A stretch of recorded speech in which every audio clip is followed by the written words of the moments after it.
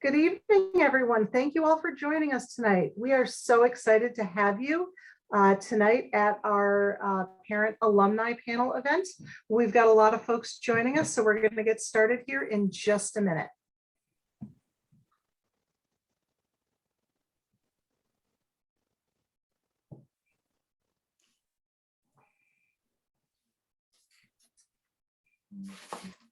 Hi, everyone. Thank you all for joining us tonight. We're so glad to have you with us.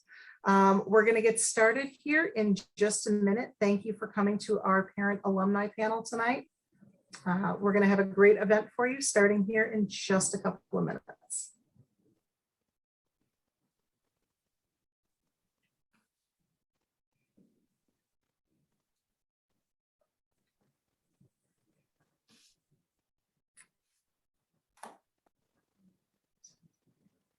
And I think I'm going to give it just another minute for folks to come in. For those of you just joining us, thank you so much for being here tonight. We're really looking forward to tonight's event, and we're going to get started here in just a minute.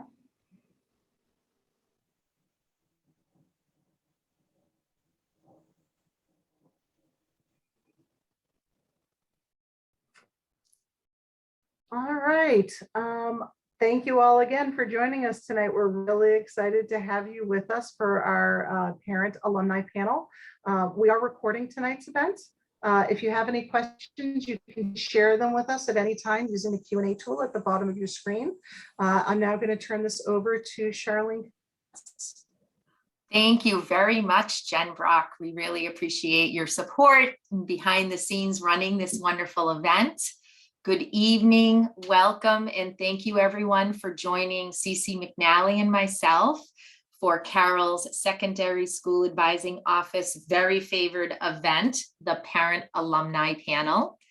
Joining us this evening, we have 6 wonderful parents who have offered their time this evening to share their wisdom, journey, and story on finding the right fit school for their child. And it was not long ago that each of these parents were in your shoes, so to speak.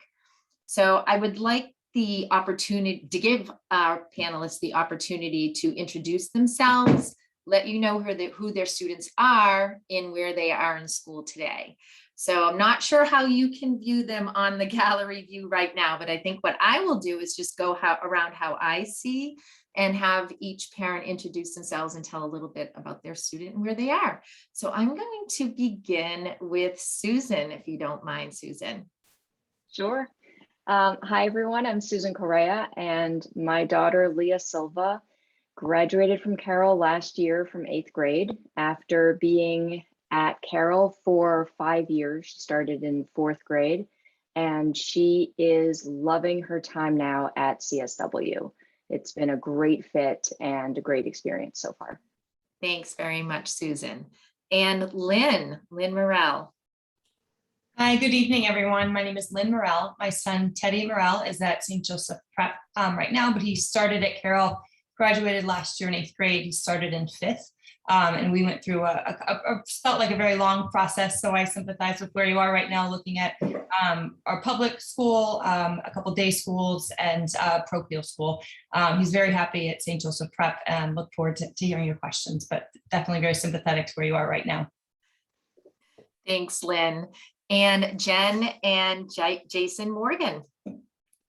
Hi, everyone. I'm Jennifer Morgan, and this is my husband, Jason. And Bella graduated from 8th grade last year. She had been at Carroll since 6th grade, and we looked at everything. CC will tell you everything: public, private, parochial, day. And then at the end, we looked at boarding, and she's at Proctor now, and we couldn't be happier. So I look forward to your questions. Thank you. And Michelle. Hi, I'm Michelle Dowds. My son Calvin graduated from Carroll in the spring of 2020. So he was the first of the COVID classes. He is at Minuteman this year as a sophomore plumbing student, and he absolutely loves it. And so I hope to hear any questions, especially from the tech parents. Wonderful. Thanks, Michelle. And Lizzie. Hello, my name is Lizzie Lewis, and we have a daughter, Phoebe, who is now at the Concord Carlisle High School. She only did 2 years at Carroll, which was very upsetting to her. She had half COVID and and last year all COVID. She never got on the Bounders course, and I'm still hearing about it. But so she was not ready to leave Carroll, and neither were we as parents. So it was a tricky year last year to try to get thinking about the next step. And it was scary and daunting, and it's all worked out great. So happy to answer any questions and share our journey too. Thank you very much, Lizzie, and thank you all. I want to give some context to our programming this evening. This is really about the process of how these wonderful parents were able to navigate this transition journey for their child, with regards to the school they chose and the process of getting to that point. So of course, the school they're at is very important, but the process is really what we're going to focus on tonight. So I think I'm going to begin with the first question, and I'm going to put it out there to see who might like to offer, and all of you can give some input and or whoever's ready to join in. So I think I'm going to kick it off with, if you could please share some wisdom around open houses, interviews, and applications. And how did you get that first list going in the first steps of the process? So anyone who is interested in jumping in, please. Hi, Cece. Charlene, I'll kick it off because we had Great, Lynn, we've been to thank a lot of open houses. We were fortunate to be able to go to quite a few. I guess my perspective would be, if you can go to as many as you can, go more than once if you can, virtual, in person, whichever works for you. We found that going more than once sometimes was really helpful.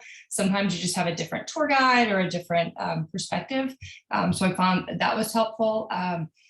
Talking to people from Carroll that ended up at the schools they were looking at was really helpful for us as part of the process. That's something that we found extremely helpful. And someone else gave me advice that I'll share. It applied to our daughter who's looking at college now too. But after you do a tour, you're excited too, and you want to tell the kid what you thought, was to when you get in the car or you get off the call, just wait and let them see what they say first, and kind of follow their lead and see what their perspective is. Because I talked first tonight, so I usually like to say my opinions. So, so it was really challenging for me to get in the car and, not say anything and hear what their first perspective was. So that's what, as far as the open house and sort of finding those things, that's my perspective. Thanks very much, Lynn. Would anyone else like to jump on that bandwagon and add some of their wonderful wisdom on how that worked in terms of interviews, applications, the process for you?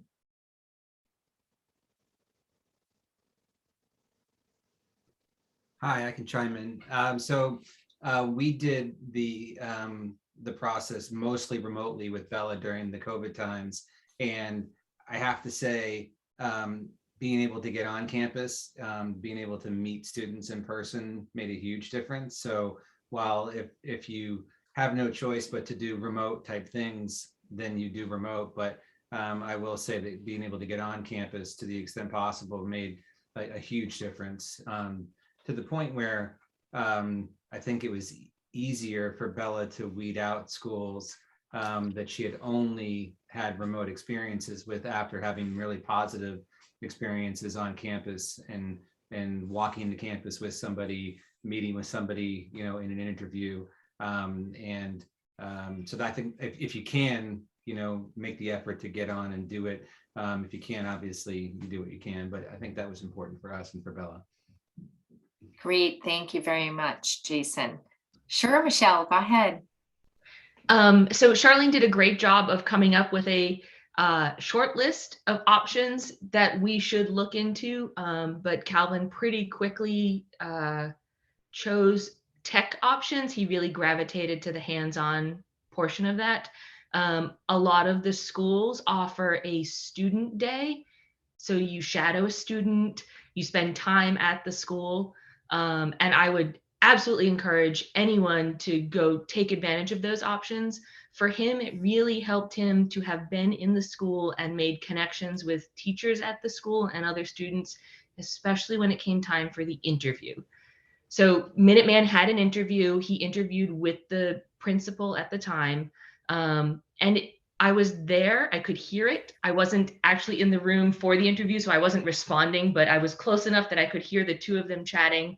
And so it wasn't a challenging interview, but the fact that Calvin had some interaction with students at the school and knew the space, he was able to have a much more coherent and logical conversation than he might have otherwise if he was attempting to take in the school and do an interview all at the same time. Great, thank you, Michelle. Anyone else want to offer? It's okay, Susan, go ahead. Yeah. So everything that everyone said has been terrific. So adding something else, one of the things that we really appreciated and I think helped Leah really find connections at the schools was to take advantage of these small group opportunities. So there might be an evening, for us, they were all on Zoom, but where you could get to know the STEM classes, or you could find out more about the English program. And going to these types of programs was really helpful for her to have a one-on-one conversation with different students, because I think otherwise there was a sense of the schools were very overwhelming, but having a connection to an individual person, having a real conversation made it, I think, both less scary, and I think she could start to imagine herself in these different communities and just felt more connected. So I think that was a great thing to also, for us to be able to talk to her about how she was experiencing the school. That's great. That's wonderful feedback. Yes, Lizzie. I might just add one quick thing, is that it's also just really great to go visit a school unannounced and go on Saturday and go watch a game or watch the kids walk around. There's no pressure for your kids or you. And that's a great way just to get a feel for how the kids are behaving. Is there good school spirit? Those types of things before you head into an interview too. It's just nice to see. I appreciate that feedback. And it is nice, those unplanned, spontaneous visits with no pre-pressure on how they might expect they should feel, which actually leads me to something kind of following up to this question, which is on engagement. And I remember this question coming in before on how to kind of partner or strategies to engage your child in the process. So I think they have a lot, students have a lot going on. It's 8th grade. They have an uptick in their schoolwork and they want to be with their friends, and they're back to playing sports and doing all kinds of things and then fitting in all of this. So do any of you have some tips or strategies to offer to parents on that engagement piece in this process with their student, or to help support them in that or make it more enjoyable? I think it's fun. So, and you can unmute yourself and jump in if you'd like. So for Bella, what we did is again, we're during COVID, so I think you have a little more flexibility than we might have. But we looked at the websites and just looked at different opportunities that each of the schools presented, or questions she may have. Like there was one school that we were determined to apply to, even though Cece didn't think it was a good fit. Like there were a couple of those. And just looking at the website and having her come up with questions that she then translated to her interviews. So, and then engaging her in that way. We did drive around, similar to what Lizzie said. Again, it was COVID, so there were no games going on, but we did drive around the schools that were closed, even though it was on the weekend, no students were there, just so she could get a feel for what the campus felt like. And then it's more concrete for them. So.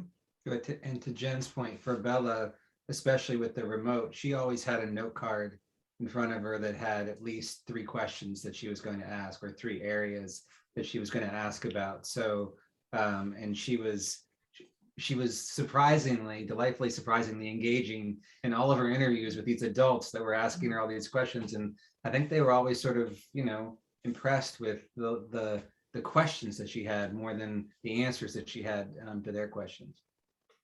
And That's a wonderful point. Carroll preparation, definitely.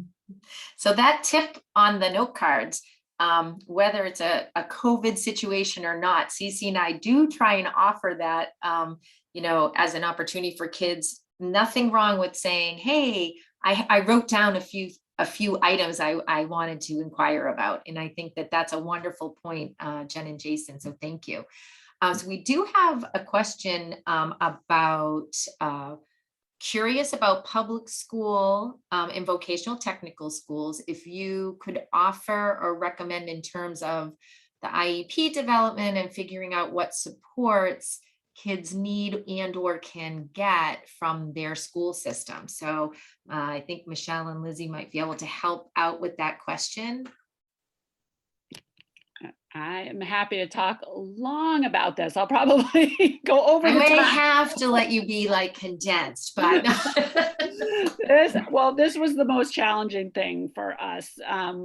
Our daughter Phoebe had been in a public school and at an independent private school before Carroll, and both didn't work out for us for different reasons. So sending her back out to either an independent school or a private or a public school was terrifying for us, because we're like, we don't know how to get her the right supports. And so I would stay up at night last year reading her neuropsych over and over again, trying to understand it. And I'm like, I don't know what she needs. And that's such a hard thing as a parent when you can't, or you feel like you cannot advocate for them in that way at a school. But what I learned, and that gave me great comfort, is that Carroll knows. And that is amazing. And the teachers and the advising crew and everybody knows your child inside and out, and will help you get there. And I didn't believe it. And you do get there. And that's honestly what terrified me about the public schools, that they said, you got to get in there and you got to fight for your kid. They're not just going to give you things, and you got to be ready, and you got to have a list of things that you need, and you got to demand it on the first meeting. And I was like, oh my gosh, I've been living in this wonderful world where Carroll deals with all that for 2 years, and I haven't dealt with it. So it wasn't like that. Actually, when we went in, the public school was amazing. They did one-on-one meetings with us. They have special ed teachers that deal with this all the time. I have to say, my buddy Charlene was incredible, and I know Cece would be too. And she said, I'll go with you to every meeting if you want, Lizzie. If that is what you need, we'll go together and we'll go talk to the public school and talk about Phoebe. And a teacher came with me also to the public school, and it was a wonderful thing because you can do it on Zoom, so it was more accessible for the teachers. And she talked about how Phoebe learns and what she might need, and it was incredible. And I can just say we're halfway, we're in through November. She is loving it. She has every support she needs, and I have to brag. She is like getting all A's. I can't believe it. I have four kids. I've never seen a report card of all A's. So listen, yay Phoebe, yay Carroll. It can happen. Oh, thank you very much, Lizzie. And just to add to Lizzie's response, one of the things that in Carroll, it is unlikely you're able to go to those meetings and be part of that, but we can collect that information and try and participate those first 20 minutes of that meeting and help out to have that school understand who the child is, and the advisors partner with us to when a family has decided to go that route. And we were happy to help you with that, Lizzie. And I know Michelle has some information on how that went for her and Calvin in terms of that IEP development. In what Calvin needed at Minuteman. And I think there's also a follow-up to, and maybe you can keep going with it on just if Minuteman offers a student day, visit day. So if you can Answer both. Yes, that would be absolutely. great. So as far as the student visit day, I would say contact the admissions team because it depends what town you come from, what day, and what the options are. So Anthony Chiarello is on the website. He is great. All incoming students work with him. Contact him. He will give you the options. As far as the IEP stuff, Calvin was at Carroll for 4 years, and prior to that, he didn't have an IEP. We just didn't successfully fight and get there. So when we got to Minuteman, that was our first experience actually getting an IEP. And we walked in and they were like, okay, great, let's just sit down and write this. And it was amazing. It was nothing like the experience I had prior to Carroll. Going in, Charlene had really helped us understand everything that Calvin was going to need. And we had, I keep calling it an exit interview, but I think it was actually our last parent teacher conference with his advisor, his homeroom teacher. And I actually wrote a Word doc as we had the parent conference, and we called it Mr. Wilkins Tips for Success. And they are literally still printed out and stuck on Calvin's whiteboard above his remote school desk, which is where he does his homework. And every time we hit a bumpy roadblock, because they will still happen, we're like, okay, so what are we going back to? What did you learn at Carroll? You know, what is the tip that is going to help you overcome this? Whether it's, you know, go to after school support, even if you don't think you need it, because when you show up, that connection happens. I mean, there's a whole list of them, and I can forward them back to Charlene if she wants to disseminate this amazing wisdom out. But really, they were very supportive. It helped really to have the Carroll team behind us, so we knew what we were asking for.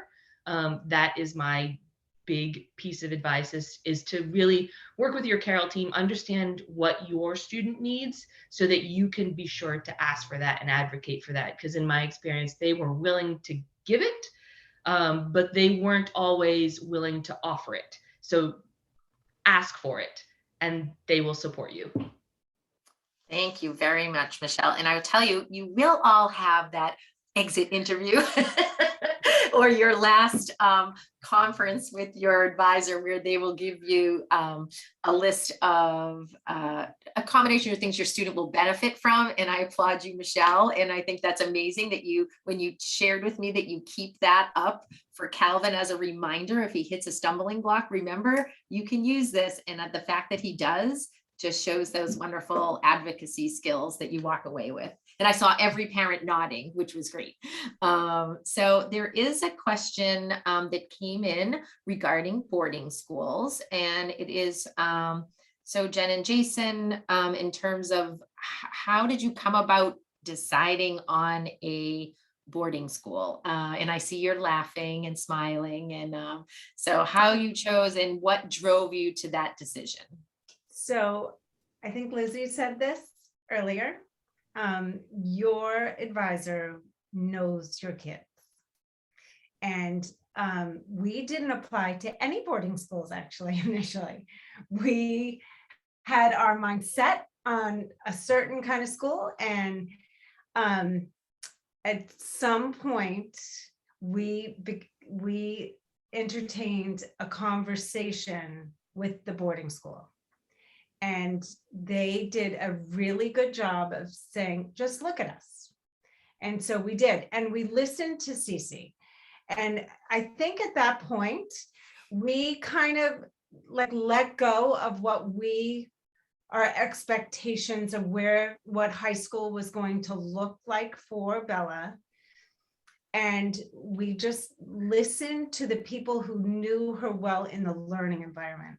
And I will tell you, we got a call, like Cece got a weekend call. It was close to the end of when applications were due. That was pure panic because we got the results of her neuropsych, and the neuropsychologist was not happy with our list of schools that we had applied to, and not the ones that Cece had picked, but the ones that we were determined to apply to. And that's when we just kind of like, we're going to be open to this as an experience. And Jason was not on board with a boarding school at all. And then after we talked to Proctor, but the other boarding schools that we talked to too were wonderful. The ones that Cece had recommended to us. So while we ended up at Proctor and we love Proctor, there are some really good boarding schools out there. And that's kind of how we let go of what our vision of high school for her was. And because we did that, she could not be in a better place for her. That your advisor listened to them, because they really do know our kids. All right, so I have to chime in here, and I've been waiting for this layup question for me to throw a praise bomb on Cece, because when I think of Cece, all I want to do is give her a big hug, right? So every time I dropped Bella off, in the morning last year, if I saw Cece walking, my immediate instinct was to get out of the car and run over and hug Cece. So truly, the advisors, and particularly for us, Cece, not only do they know the children, the students, they have great perception on where they'll succeed. So when we had this stressful weekend, and literally it was over the weekend where we had just had a 3-hour or 2-hour call with our neuropsych, and then we told Bella that she was destined to go to X school, and she's in tears on the couch. And so we immediately reached out to Cece, and to everyone's credit, Cece got in touch with some of her teachers over the weekend. And we had a talk with Cece that Sunday night, I think, to basically calm fears, say, I've spoken to Nick and whoever else, and they're convinced that Bella can succeed at this list of schools. And, some of those were boarding and some of them were not. And so that whole process sort of played out. And, we rely upon, Carroll to do other things, right, to help our kids through whatever learning issues they have, as well as where to place them when they leave Carroll. So like you do with a lawyer or a doctor or whatever, we have you there. So I think we need to trust that you know what you're doing. You've actually been down this road before. And so when we finally released to that, I became more open to the idea of a boarding situation. We have 5 kids. Bella's our first and only boarder. And we couldn't be happier with the decision where she is at Proctor. The process that we went through to get there, was a little windy, but when we're finally there, it was all worth it. And, if anyone has particular questions about schools and the like, there, as Jen said, there really are a number of them. For us, it kind of worked out perfectly for Proctor, for Bella, but we certainly looked at some others. And quite honestly, at the end, when we were starting to rank things, where I had schools that ended up down here, they were up here for me in the beginning. Probably at the end, the top 3 were probably 3 boarding schools. So that's kind of where it ended up. Thank you very much. I think the takeaway I heard was keeping an open mind, and maybe some flexible thinking, which I think it's hard. So thank you for that feedback. And so that maybe leads me to another question, which is, I just heard there can be those stressful moments with your child, with your students, where, maybe, they're overwhelmed. Everybody's feeling a little overwhelmed with maybe what they thought and where things are going. So maybe each of you could give some advice on how to manage some of that stress around the process, or the idea of leaving Carroll, leaving their friends. And how did you help your student? Maybe each of you can offer some tips or words of wisdom on how you manage that through the process. And some have it goes seamlessly, and some it's more likely a little bit like this. So I welcome to hear from whoever is open to sharing what worked for you and managing that with your child. I know you're thinking, Susan. Okay. So I'll say that when we came to Carroll, Leah had left 3rd grade in public school, and that had not been a good experience. And she had felt singled out and was just very aware of how dyslexia was making her different. And I think that there was so much safety and protection around being at Carroll. And there's this fear that now what, when I leave Carroll, and what's that gonna going to feel like. And, one of the things that we would talk about is, well, Carroll ends right now at middle school because they say that it's okay. They're telling you that you're ready. You can go out into the world. You've gotten all these incredible skills. And I think that was a little bit of shoring up that really helped in terms of her confidence of, yes, I can do this, because the school, has just been there. It's incredibly supportive. And I feel like she's taken a lot of that with her. She's incredibly able to advocate for herself in her, current situation. And it's amazing. She really takes that with her. And that's all from Carroll.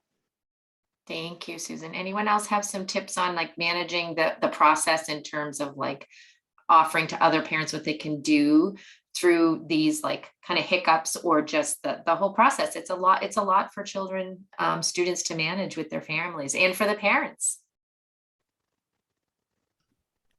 I think there were actually a lot of ice cream sundaes involved in our process.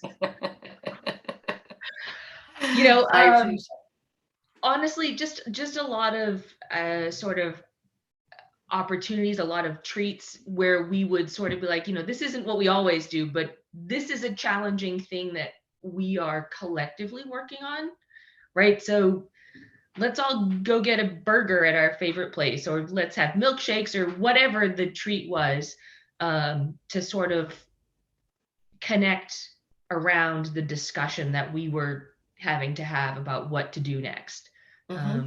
So yeah, there was a lot of ice cream consumption. Hey, can I ask each of you how many schools you either ultimately applied to, and or perhaps in Lizzie and Michelle's, how many you were thinking of before you kind of made a decision prior to that?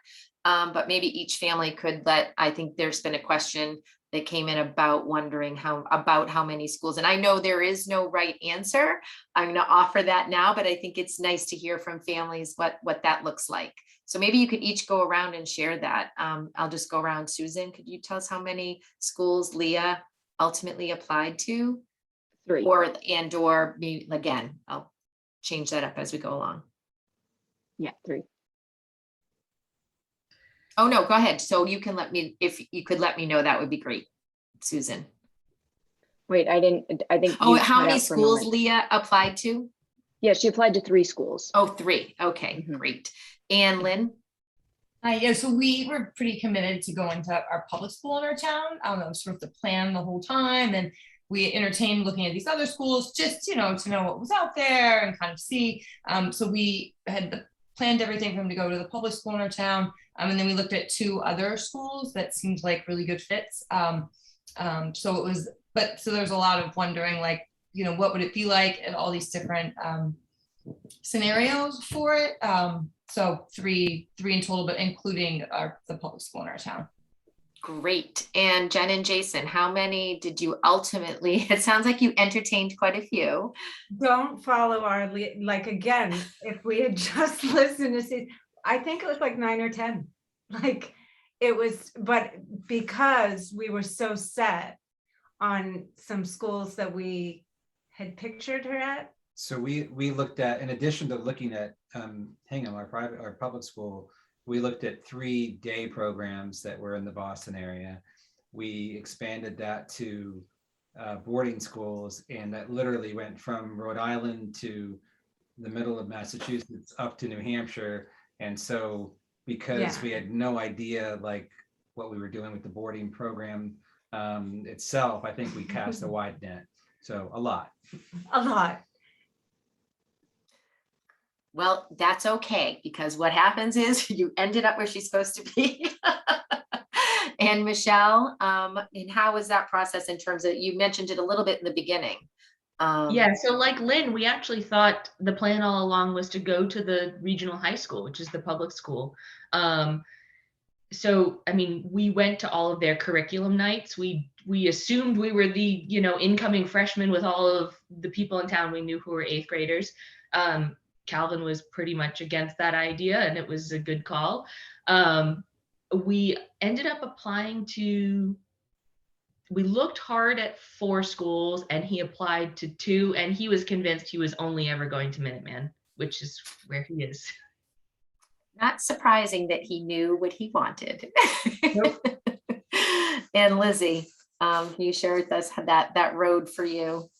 Well, we weren't sure what we were going to do. And actually, when you were asking the question about how to ease the whole time with your child, I was just going to pipe in and say, Please do. one of the most important things you can do besides listening to your advisor at Carroll is listening to your child, because all of us, it sounds like most of the parents on this are used to driving the bus and used to trying to figure out how to make school enjoyable for our children and successful. And so we feel like, oh my gosh, we've got to still do this, but you have these amazing advisors and your kids are older. And so finally, Phoebe just said, I don't want to even look at schools. I want to go to the public school. She's a community girl and loves her friends and wants to be able to walk into town and say hi to everybody and their mom and see their dogs. And, so she just said, that's what I want to do. And she was not, I said, well, we should go look. No, I don't want to look. And I kept on trying to push it. And we did go get ice cream when we went to a campus. But after we went to the campus, she still said, I told you, I don't want to go there. I don't want to go. So at any rate, we just wound up finally saying, okay, let's go to the high school and we'll go through that process. And to this day, if the high school doesn't work out this year, next year, we'll make another choice. And that's what we do for these kids, and we'll do for all our kids, all of us, when they're not happy or it's not working out, we change. So I said, let's follow your lead. and so far it's working out. Thank you very much. And this now leads into the all important question about support. You're all of you have come from this incredible community at Carroll, where you've all spoken about the teachers and your teaching team, and Cece and I getting to know your wonderful children that you shared with us. And what does that look like for each of you in your children now in their new school? And for those who, it's going to look a little bit different for each of you. So maybe some of you, your students aren't using formal support, but what is it that they're doing to be successful? So I guess I would ask, what are they using for support in terms of a programming? And then if they aren't in a program, what are they doing that's working? And so I'll let whoever would like to go first, you can jump in. Michelle? I can do this one. I feel like I just did the IEP meeting last week, so I feel like I'm all up on this. No, not really. So Calvin has a full list of supports, including some of the tech tools that he got comfortable with at Carroll, like Grammarly, like speech to text and text to speech. He did have to go to tech support and advocate hard for himself to get those because they weren't standard on every computer, but that was a good exercise that he had to do.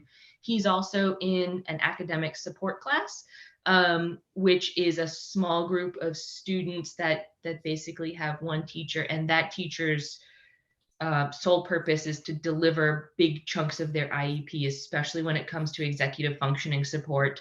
So direct instruction on things like long-term planning, task initiation, that kind of stuff. And he has that class every day. He's also in 2 co-taught language classes. So he's, I guess, what you would call inclusion, where there's, regular mid-level college prep class students in there, but there are also a special ed teacher in the class with them. And that's how he gets his language supports. He still and will probably always need writing support. He doesn't do OG and didn't at the end of his Carroll career.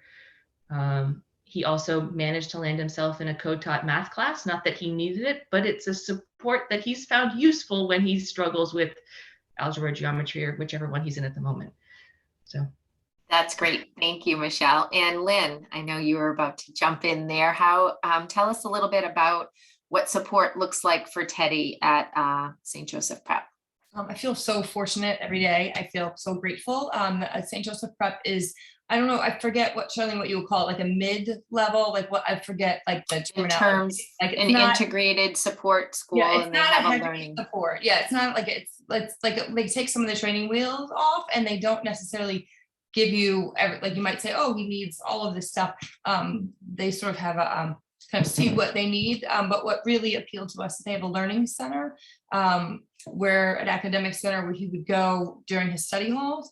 And they actually hired a teacher from Landmark, even though St. Joseph Prep isn't designed for dyslexia or language-based learning programs specifically.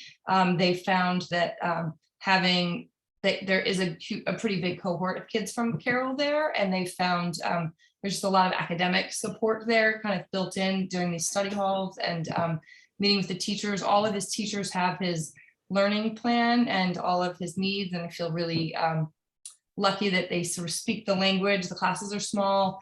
They have academic teaching every day, every afternoon. You can go see a teacher. In fact, the kids are really encouraged to do so. So Teddy's really advocated for himself going to do that. So I think it's been a really positive experience. It is not, they don't give everything, and they really expect a lot out of them academically, and we weren't quite sure how that was going to go, but I think that Teddy's really risen to the challenge and used a lot of his toolkits. He talks a lot about the things that he learned at Carroll, and so we feel really lucky that he's been able to advocate for himself and use that. But I feel like the Learning Center, he's not taking up, this is something that I didn't know about before, but some schools give you an option. The public school also offered this to us, to not take a language freshman year, just to give them a little bit of extra time in their schedule to focus on the other academic courses. It was quite a big change coming out of COVID into high school, the really heavy academics. So having that extra study hall has been helpful for him too. But we've really found having a learning center opportunity for him has been really helpful. I know a lot of schools have that too, but that's just a good question to ask. How do they use the neuropsych, and how do they implement that, and what kind of supports are sort of standard? So That's terrific. Thanks very much, Lynn. Really helpful. Would anyone else like to jump in at this time, I should say? Susan? Oh, or either one. Oh, sorry, go ahead, Susan. No problem. So one of the things that we really liked about CSW and Leah liked is that it's on a mod system, which means that they have 6 different really short, basically like semesters. They're called mods. They're 6 weeks long, and students only take 3 classes during each mod. So within that, a student can choose to have one of the mods be a skills support class. And so they might choose that when they're taking a harder class, like Leah's considering doing that for her writing intensive that comes in the next mod. At this point, she elected to not start with a skills class, knowing, and there's a very tight relationship with the advisor. They meet once a week, twice a week with the advisor, and then parents have a lot of access to the advisors. And so we'd been talking about she could drop one of the classes if she really felt she needed the skills in that first mod. But basically, because there are only 3 classes a day, they're really long classes, and that allows for different types of learning within each of the periods. So it's kind of built into the system that happens to work for her, that if she has a question, she can go and ask the teacher. And so there isn't a lot of time to kind of get lost in something and get confused. So it's built in that she really can advocate for herself. And on top of that, they have morning, lunch, and even evening times that you can reach out to teachers. So she'll often go in at 8, school starts at 8:30. She sometimes Zooms into, extra math help on Tuesday nights. And so lunches, there are often opportunities to meet with teachers. And there is a support center as well that she can go to and might, if she doesn't select a skills class as one of her 3 classes next mod. Great, thank you, Susan. And Jen and Jason? So Bella is in the highest level of support at Proctor. There are 2 or 3 levels. So she actually has it built into her schedule. And she has a learning support teachers, and there's one other peer in with her. She does not have an IEP. They created an IEP for all intents and purposes. Like it was more detailed than the IEP that Hingham gave us. And the focus was different. The focus was on her responsibilities versus what accommodations they were going to give her. She also has a language waiver. Proctor doesn't accept a language waiver, but they weren't going to make her take a language this year. Bella chose to take a language. So she is taking Mandarin, and she's doing phenomenally well. So again, listen to your advisor. And her support, what they do is very similar to what Michelle said, which is just keeping them, like she has to make sure it's going to take her longer to read and write things. So making sure she's starting things soon enough. Having her identify ways that she can edit her spelling. None of the ways that they're helping her will be unavailable to her after she leaves them. So she has like speech to text if she needs it. And we're actually, because we're so uninvolved now with seeing what she does, except getting a weekly or every 2 weeks, we get a notice of things that are going on with her academics. She also goes to extra help that all the teachers have. And that is, you've heard all of us say advocate. Like these children have learned how to advocate for themselves and take advantage of everything being offered to them. So anytime there's an extra help, Bella's there. So I don't know how she'll be as a senior, but coming out of Carroll, they know that they need to be there, that they want to be there. So I don't know that it's any different than the other schools, the day schools. But I think it's just built into their schedule, and I'm not involved with getting her there.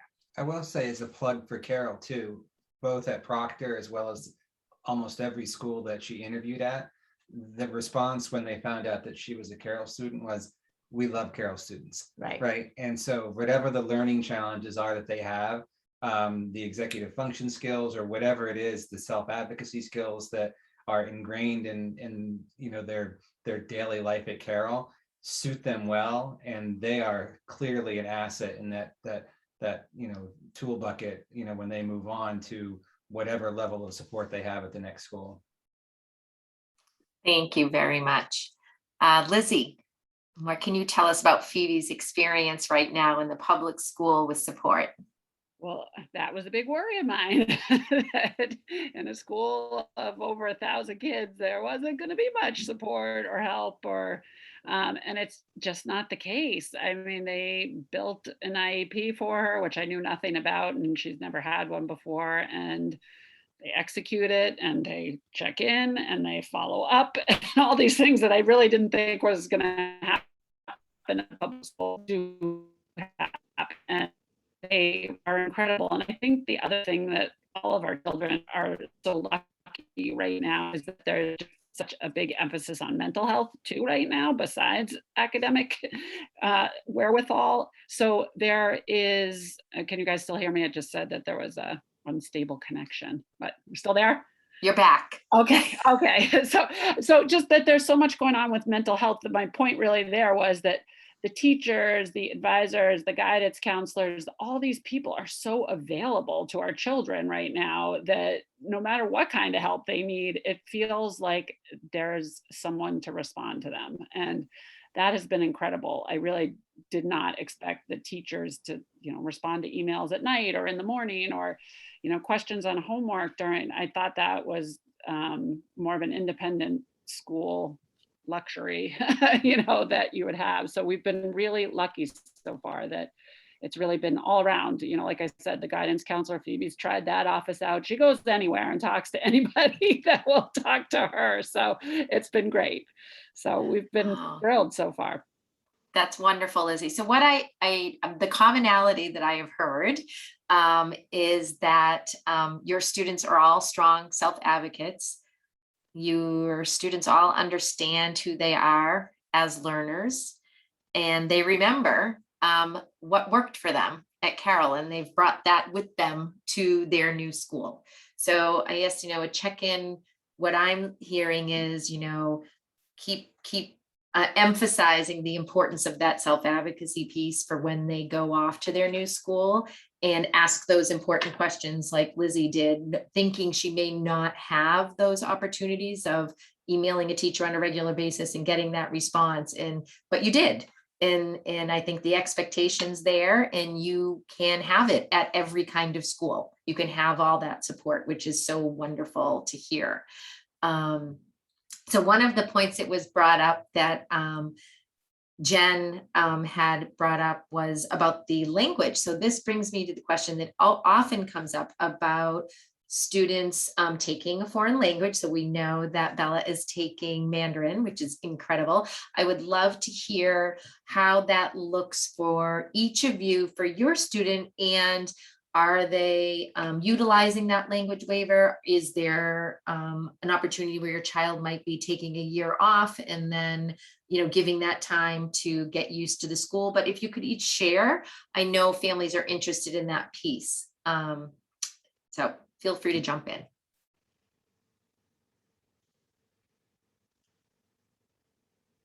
Myself. Hi, I mentioned this before, but that St. Joseph Prep offered Teddy some of the freshmen don't take it freshman year. I think the expectation is still that they'll still do 3 years of a language.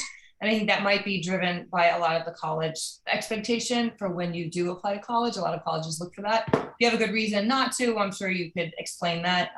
So he's going to take Spanish. He did the summer work for the Spanish class and had it all done. And then we opted at the end, after we met with the learning advisor, opted to give him an extra study period just for freshman year while he got himself together. So the plan is that he would take it sophomore year, either Spanish or Latin. Great, thank you, Lynn. So Calvin's in his second year of Spanish. We gave him the choice and he was like, yeah, I'm going to give it a try. It turns out he really likes Spanish. I can't say he's fluent or anything like that, but he's enjoying it and doing well enough, so totally listen to your student. I was surprised that he wanted to take Spanish, that he even wanted to take a language when we were willing to figure out how to get the waiver and opt him out. And he was like, I'll give it a shot. So that's terrific. Thank you, Michelle.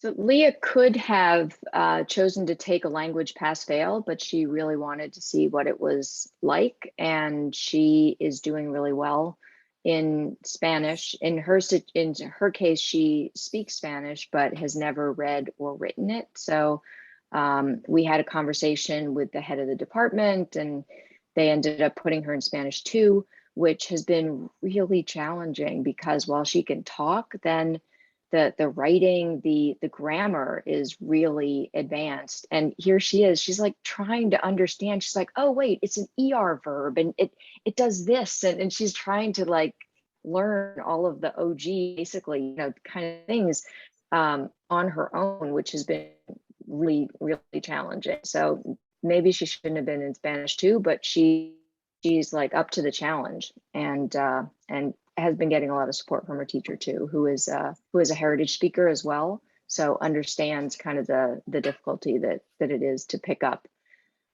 later in the course of learning. That's terrific. That's great. And Lizzie, how does that look for Phoebe in the public school? It is going well. I think choosing the language was a little bit of a process because I think she wants to go to France and go shopping. And so she wanted to take French. And French is actually really hard because the way it sounds and the way you spell it, and spelling is very difficult for her. She was going to spend 90% of her time mastering spelling instead of the language and the vocabulary. And so we did convince her that Spanish is really fun too, and she would really like Madrid, and there'll be some different, not that she's going to any of these places, but she thinks she is. So at any rate, Spanish has been going great, and her teacher did move her up to Spanish to as well right off the bat. But was also like, look, if she needs an easy year, she's going to do great. And so so we elected to stay in Spanish 1. So it would hopefully be more of an easy year for her, that we said, if these other classes are going to be really challenging, let's keep 1 on the down low, and we can go to Spanish 2 next year. And if we do 3 years, because I do think that that's what, even in the public schools, they want you to do for colleges and things like that, then we can maybe get to 3 years if we start out slow. So that's our route. That sounds terrific. Mandarin, that is unbelievable. Yay, Bella, that's amazing. So what I'm hearing, and we often hear, CC and I, is that our students are amazing. Your students are amazing. Now we feel like they're ours, and that oftentimes it's a discussion. So I think what, again, a key takeaway is have this discussion with the school. Maybe that's during the process of exploring the school. Are they open to the waiver? Are they open to talking about waiting a year? What does that look like in college? But it sounds like everyone was supported on what was best for their child and encouraged to take the leap. Jen, did you want to add something to that? I did want to, so when Bella wanted to do Mandarin, I was scared because, one, we don't have any Mandarin speakers in the house. So I didn't know she doesn't know what Mandarin was. So we actually over the summer had her take a 1 week online like school just to get an idea if she actually liked it. Like if that was interesting to her.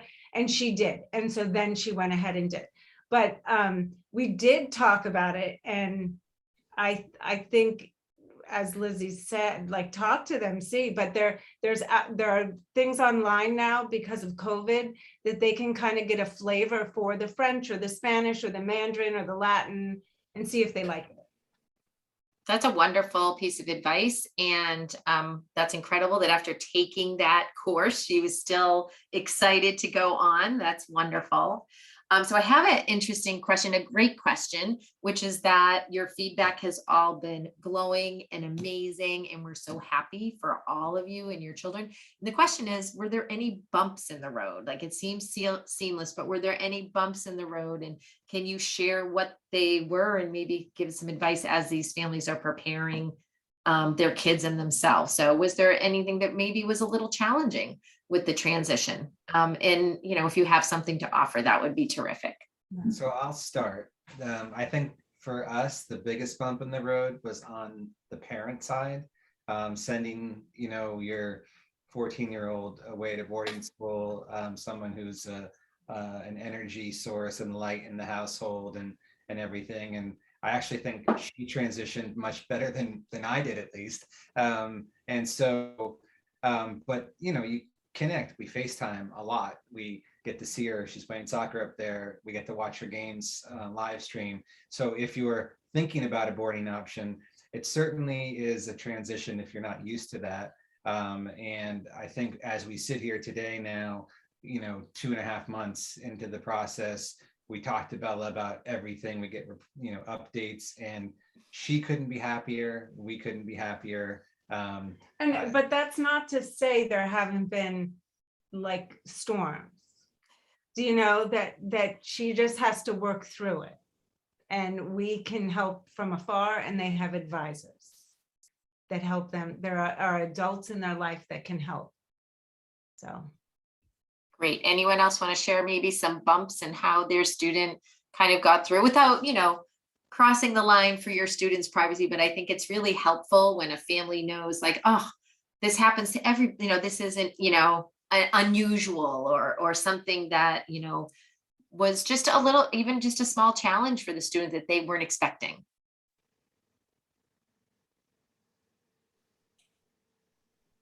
Michelle? I would say that getting the support right coming from Carroll to Minuteman was a little bumpy. They certainly were willing to offer mostly whatever we asked for. But I certainly sort of tried to stay on top of what they were actually doing and whether it aligned with what I was expecting. It took a bit for me not to jump in and be like, hey, that's not what I said. That's not what I thought you were going to do. And so I sort of like sat on my hands maybe for a bit. And I was like sort of watching to see how Cal responded. And sometimes he rebounded and he sort of, bad test. And he was like, whoa, Mom, I need help in Spanish. And I was like, well, what do your teachers say? And they're like, get Duolingo. And I'm like, great, get Duolingo, But there were times when he did, struggle with getting his language work done on time or his revisions in on time. And I had to jump in and be like, from behind the scenes, advisor, support person, special ed teacher, what's going on? He's struggling here, And so then sort of watching from afar and being ready to jump in when he wasn't managing it, to be like, hey, I need you to stand up and give the support that we all agreed on. Great, thank you. And it sounds like Calvin is enforcing those skills and those supports that Mr. Wilkins so kindly shared with him at the end of the year. Yes. Yes. He is anyone doing a else really have good any job. little bumps they want to share, or it doesn't have to be bumps, anything that and it could be a challenge for some, might seem small to somebody else but significant, so it could be anything, and if not, that's fine.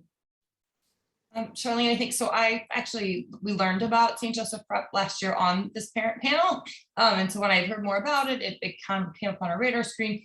So we scrambled a little bit with the deadline to take the parochial schools in Boston have a HSPT test, an entrance test. And so there's 2 more dates still coming up in advance of all of the deadlines. So we had to scramble and buy a book on Amazon, a study guide, take all of the practice tests and do all of that. But it was something that Teddy worked through. It was a remote test, but it was just something that felt a little stressful and felt like we were sort of scrambling in order to be able to do it. We were like, how is he going to be able to do on a standardized test? And he did the practice test and he did fine, so it was just part of that process. But it was something that was unexpected, but we were able to manage and work through it. It was just something that if anyone is looking at any of the parochial schools and hasn't done that test yet, there's still some availability of that. Thank you very much, Lynn. That's a great point. That test in some schools do require the SSAT, and that can be a source of stress for students on top of their application. So I appreciate you sharing that. Although it was stressful, you get through it and it was okay. Lizzie. I was just going to say, I don't know whether your question was really about the process of applying to schools, if there were bumps in the roads or if there's bumps. I think that the person that inquiry was really about how we're hearing so many wonderful things about how your students are doing, which we are thrilled. And the question is, it seems seamless, but within this seamless, what appears to be seamless transition, were there also some transitions and some I won't say difficulties, but maybe challenges that you or your child really did need to manage, and how did that go? And what, how can you share that with the families appropriately? Well, I can say the reason it's called a process is because it's a process. Like if there was a straight path to a school, we'd all take it, but it's not. And that is hard on everybody because everybody wants to get it right. And I, of course, think I'm right. My husband thinks he's right. And my daughter thinks she's right. And, and you just have to go through the process, and it's part of it. And there's fun parts and there's not so fun parts. Of course, like when Phoebe was so locked in on public school, I was like, well, you haven't seen anything else. And, well, I don't want to. And I can't see anything because it's COVID and it won't be fun and there'll be no kids there. And what good is it to look at a building? I was like, well, we're going anyway. So it wasn't fun, and then afterwards, I told you I don't like it. But there are, and then do you take the test? Do you just make her take the PSATs and do it, even though we're not applying, because maybe she's going to change her mind in July. And then what are we going to do? So there's tons of things to move through, but I think all of us as parents of these children that have been through so much academically, we are nimble, and that if things aren't going well, we're going to change it. And that's even what I felt like, okay, well, if in July we all decide that the public school is not working or nobody's responding to us, like, we can still apply to schools in the summer. Like, just because you missed the March deadline doesn't mean a thing. Well, it means something, but it's not the end of the world. So I would just say, no matter where you are, it is tricky, and I'm still open-minded and trying to still be open-minded that if this doesn't work, she can go somewhere else next year, she can go somewhere else junior year. And so even though you feel like it's the most important and biggest decision you're ever going to make for the next step, it's not permanent. Nothing is permanent. So you can still swerve if you need to and still change courses. And these kids are so resilient and so strong, so strong, stronger than any of us because of what they've already been through academically. And Carroll has them so prepared that they can do it. So I would say it feels scary, but if you can just say nothing's permanent and we're gonna go with the best decision for now, that's great. So thank you very much. That's really helpful. Susan. Yeah, so as we're talking, I'm being brought back to where all of you were at this point last year. And I have to say, probably one of the hardest things was that at Carroll, the hard stuff happens at school. Like, the homework is not as challenging as what you do in school. And then you have to write essays, and not just one essay, but multiple essays. Some of them are slightly different for different schools. The amount of work that goes into that is overwhelming for your child and for us, right? Because suddenly we're doing what the teacher is often doing. And just bear with it and take deep breaths, and they get through it. We definitely reached out to our advisor, and to Charlene as well, and you're not alone in that. And it's a great introduction to school, because they are going to be writing things on their own, and they often will have to look back at you have rubrics, you know how to write a paragraph, your intro and your conclusion, you're going to have your 3 sentences in the middle, and kind of giving them that space that really you do have it. And it's kind of a good segue in a way, but it's definitely stressful and hard, and with the deadline and on top of school, it's a lot for them. But thank you, Susan. There's another interesting question, which may or may not apply, which is if any of you had discussions with schools prior to sending the application, maybe sending in your neuropsych in advance to see if you were a good fit, or if your student was a good fit, and if there was a discussion about whether that was a good opportunity for you to apply to that school. Did anyone have an experience with that, where you maybe looked into a school and figured out this isn't really going to work out? Maybe that was something you came to a conclusion with the school. Jason, I can see you've got some information to share. Yeah, so we, particularly some of the day schools around us that we were looking at, that we knew other students at, not students from Carroll, but what we thought could be good fits for Bella for a combination of reasons, a combination of they have some level of support, they have good soccer teams, which was important to her. She had friends at a school.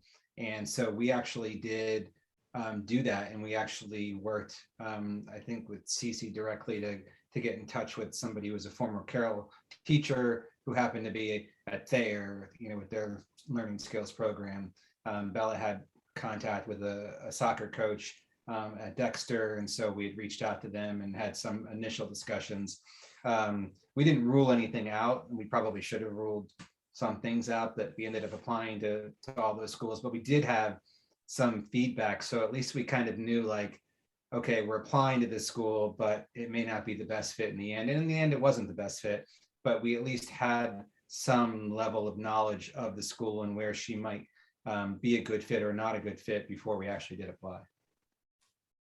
That is very helpful. And I know some schools this is a great point on asking those questions. Would you be willing, if there's a question on whether the school's a good fit and you're kind of questioning that, would you have a discussion beforehand or look at some information?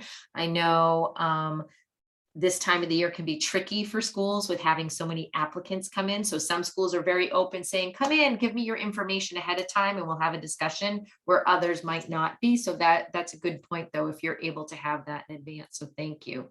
Let's see what other questions. So there is a question, if anyone, in addition to using the fabulous resource of secondary school advising, did any of you use a private education consultant or counselor in addition to utilizing Carroll?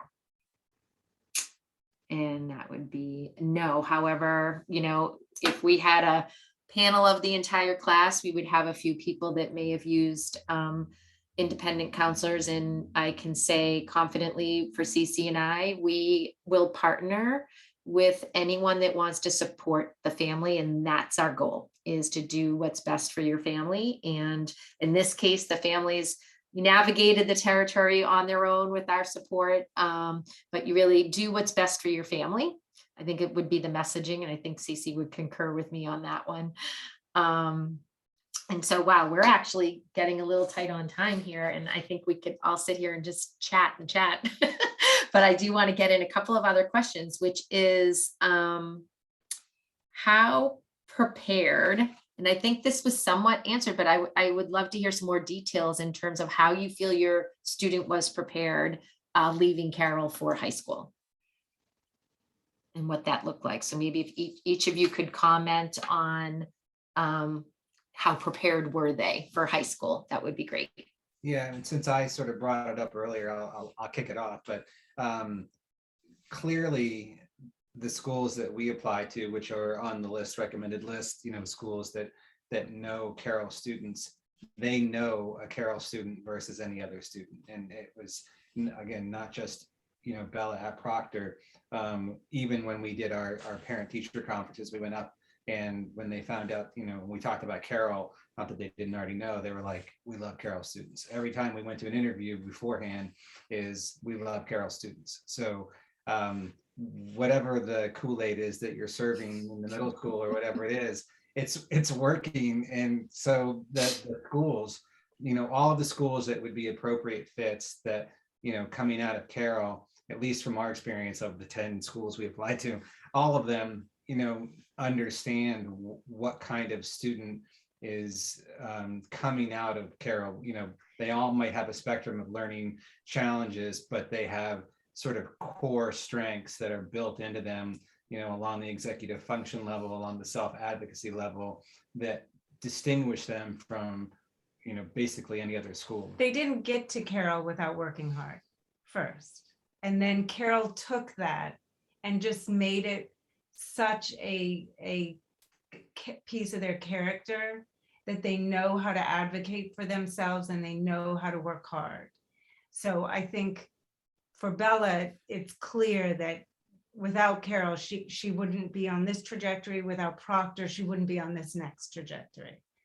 And I think it's a sign of comfort for anyone looking at this that you have that baseline, like that's the floor, right? So if you didn't have Carroll, your floor might be here when your student is going on to whatever high school they're going to go to. But because they're at Carroll, their floor is now here in terms of a level of competence and confidence that they have to then integrate, whether they're going to a landmark where they're getting more intense support, or going to a public school or a private school that has some level of support, whatever it is, their floor is here now. that allows them to, just kind of bounce from there, which has been super helpful for Bella. Thank you. Would anyone else like to, Lizzie? I will just say it short and sweet, but Phoebe's got 2 older brothers in high school, and they are not nearly as prepared for high school as she was. And they're at a tough independent school, and they still don't know how to take notes, and they still don't know how to interact with text.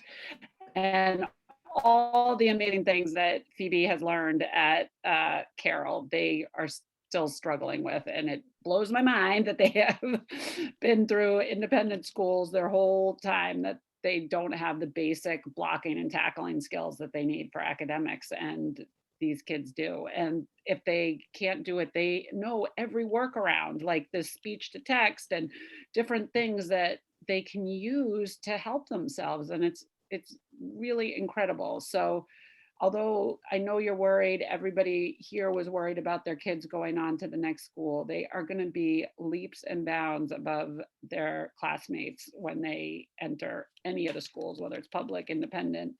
They're going to be able to do it. And it's such an amazingly joyful, incredible thing to watch. So we love Carroll. We can't say enough about them, because they do prepare your kids, and it's the greatest thing. So thank you. And anyone else who wants to contribute, that there was a question added to that, like the social kind of emotional piece along with that academic preparedness too. That would be great. I wanted to add one thing to that is, yes, they're prepared, but that doesn't mean it's easy. They really do have to work, but they're ready to do it. They want to succeed, and they do have the tools, but it is hard, and it takes a lot out on them. And the other piece was on social. Well, how prepared were they, not only academically, but I think that a question came in on just like jumping into this new arena of a new school, and you're coming from Carroll, where you're enveloped by people who know you so well, and kindness and all of those pieces. From a academic standpoint, I can say that Leah's experience with teachers, I mean, I feel like she just went right in, because she knew how to have great relationships with educators, and so that was very seamless. At the same time, we were at the church last year, and for 8th grade, so they really only interacted with like 20 kids. So to go into a school with almost a class of 100 is a big jumping point. And on top of that, with COVID and not having been really around people for a long time, but I think they managed it really well. I think it's still hard. They're still in that stage 2.5 months in, that friends are changing, and they're still trying to figure things out. But I think it's going as well as her friends in other, coming from public school as well. Great. Michelle? I would say that understanding what is working for your child now at Carroll and writing it down is really helpful, so that they have the list to go back to, and when they hit high school and there's that moment where they're like, oh, this is a little harder than I thought it was going to be, which is okay, because they are ready for it, to be like, hey, remember, these were the things that worked for you. Go back to the processes and the methods that were working for you, and you will do well, right? You'll get there. As far as the social stuff, COVID was rough, but they came out of it. Everybody was new at Carroll at one point. And, at least for the high school Cal went to, everybody was new at high school too. So there wasn't a group already there. I know a lot of the schools your kids are going to will be the same way, where everybody is new. But, they survived at Carroll when that was new, and they'll do well in high school too. Thank you, Michelle. Lynn, how was Teddy's preparedness for parochial school? It's a big academic demands. I mean, I think they took it easy. They sort of ramped them up. I think the expectation that like assignments can't if they're late, then you get, they get at the beginning, they give them a little bit of reprieve, but at a certain point, if it's late, then you don't get any credit for that. And if that happens once, all of a sudden you're paying attention to when you turn it in.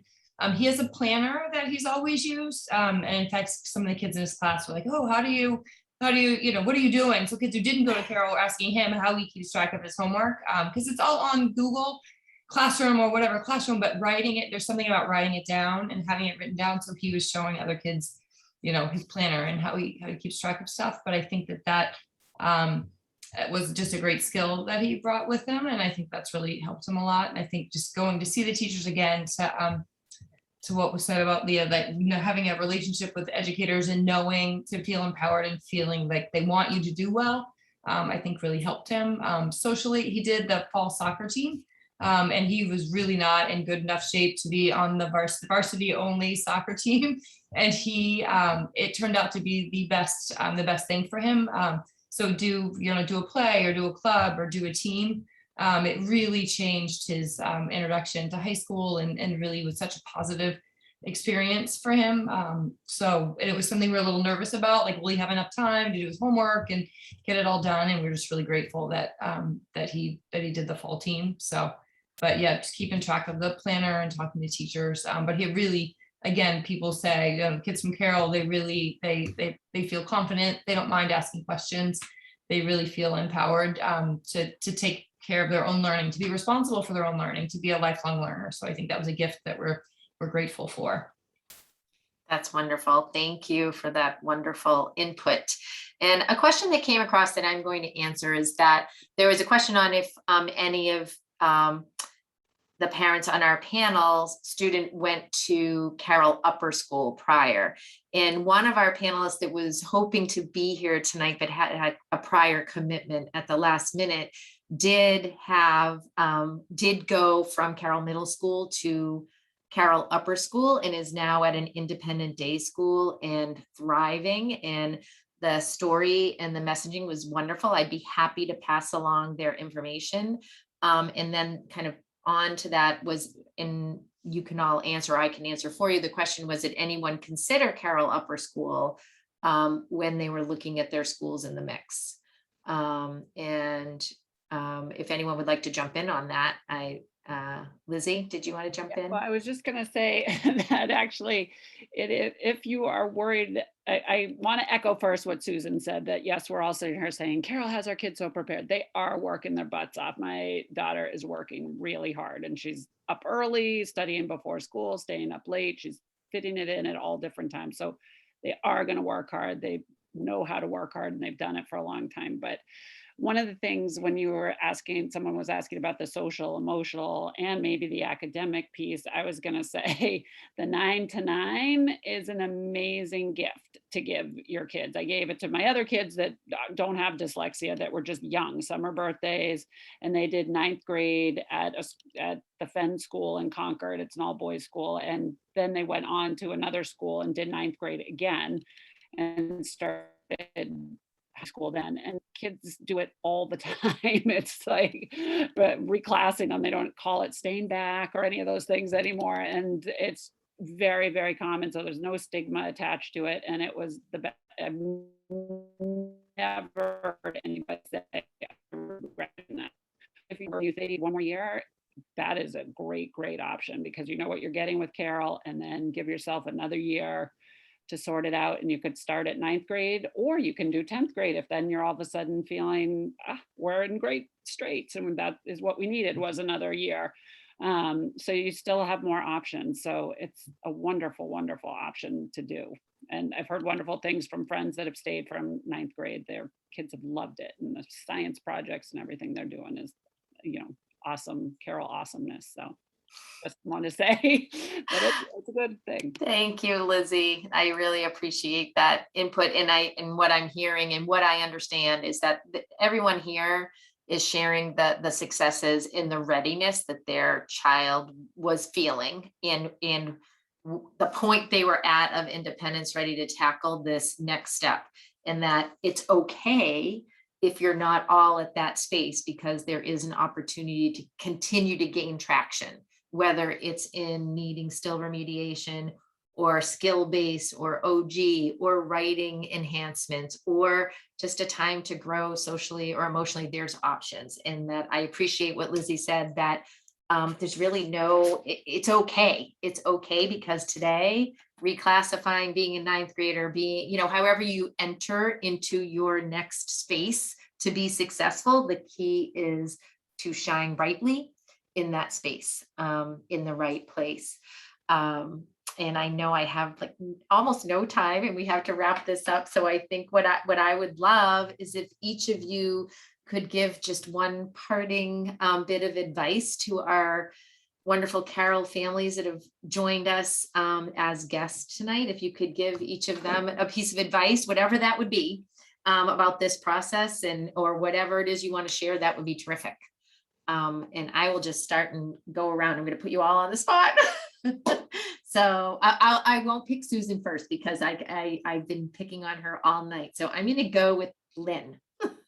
I knew you were going to pick me. I knew I was ready. All right. I feel like this is such a special time in your family's life, and I feel like you should sort of start as you mean to go on with your child, treating them.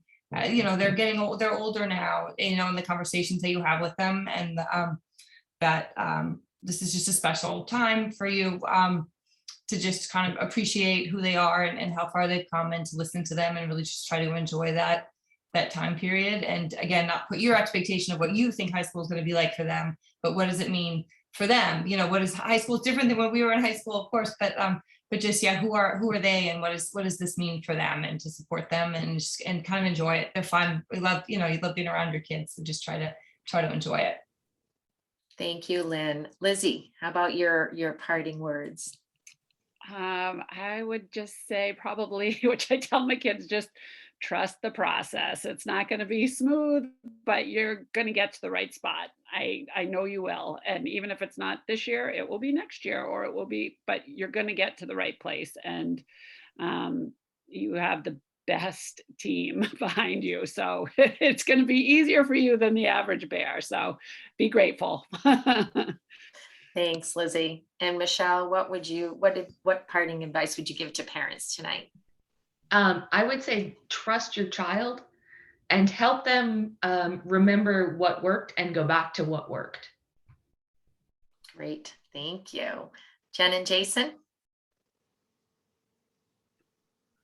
Yeah, I would echo some of what was said, but I think once we sort of invested in the process and started trusting the process that you guys have come up with, and for us particular with CC, the stress level went way down.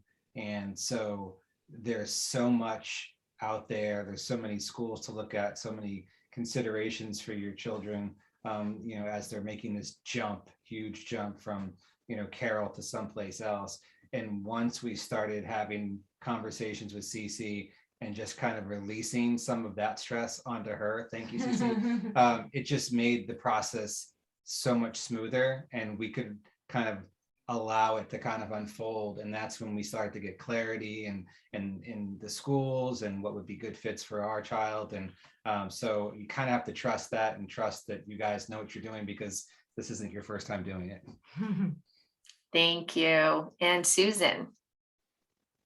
So on a similar vein, I think in 8th grade, the kids are in such a great place. They've been just held, and they're just in this beautiful time, and hold on to it and kind of capture that so that you can reflect it back to them when times are tough, and remind them of all that they have done, and that you believe that they can continue to do it, because it does get tricky, but they're just incredible, and they've had such a great base. Thank you, Susan. Oh, really appreciate it. So Susan, Jen and Jason, Michelle, Lizzie, Lynn, we cannot thank you enough for your time tonight, your insights, your valuable input, sharing your amazing children with us, and now hearing even more how incredible things are going for them, and knowing that it's because you're so supportive and you're listening. We just appreciate it. The parents appreciate it. On behalf of Cece and I and the secondary school advising team in Carroll School, thank you. I think this is going to conclude our evening together.